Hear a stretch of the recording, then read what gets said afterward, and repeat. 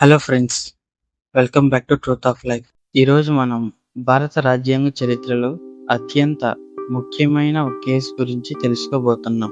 ఈ కేసు లేకపోతే ఈరోజు మనకున్న అనేక హక్కులు ఉండేవి కాకపోవచ్చు.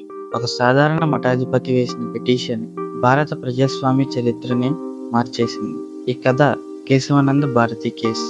ఒకవేళ పార్లమెంట్కు రాజ్యాంగంలోని ఏ భాగాన్నైనా మార్చే పూర్తి అధికారం ఉంటే, ఫండమెంటల్ రైట్స్ని కూడా తొలగించగలిగితే, అప్పుడు పీపుల్ రైట్స్ని ఎవరు కాపాడుతారు? ఈ ప్రశ్నలన్నిటికీ సమాధానం ఇచ్చే కేసే కేశవానంద భారతి కేసు.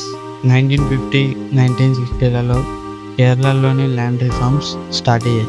పెద్ద భూస్వాముల వద్ద ఉన్న ఎక్స్ట్రా ల్యాండ్ని తీసుకొని పేదలకు పంచాలనే ఉద్దేశంతో ప్రభుత్వం కొత్త చట్టాలు తీసుకొచ్చింది.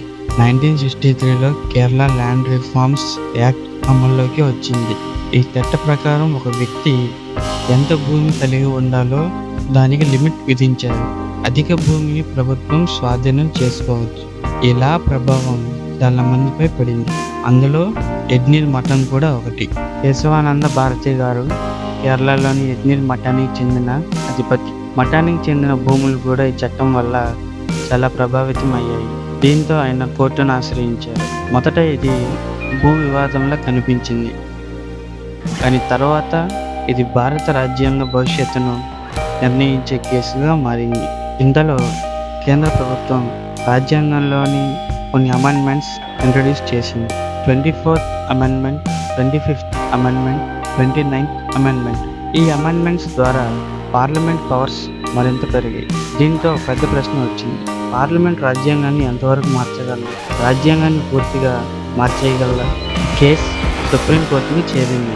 ఇండియన్ హిస్టరీలోని అతిపెద్ద 13 మంది న్యాయమూర్తుల బెంచ్ ఏర్పాటు చేశారు. నెలలు తరబడి వాదనలు జరిగాయి.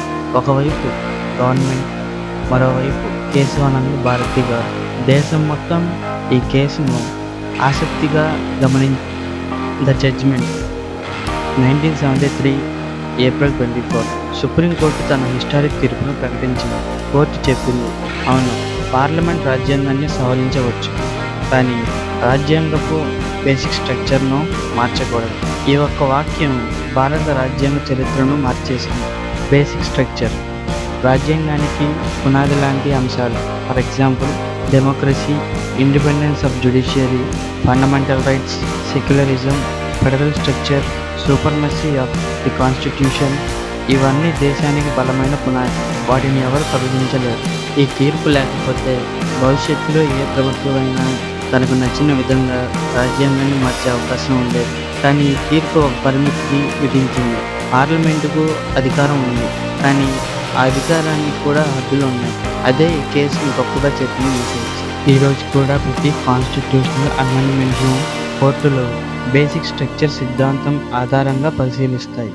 అంటే ఈ కేసు ప్రభావం ఇప్పటికీ కొనసాగుతుంది. చాలామంది న్యాయ నిపుణులు దీనిని భారత చరిత్రలో అత్యంత ముఖ్యమైన తీర్పుగా భావిస్తారు.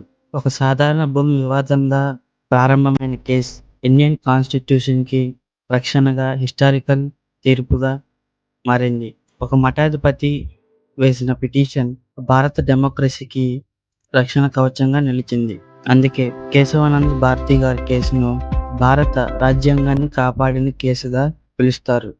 ఈ వీడియో మీకు నచ్చినట్లయితే లైక్ చేయండి, మీ ఒపీనియన్ని కామెంట్ చేయండి.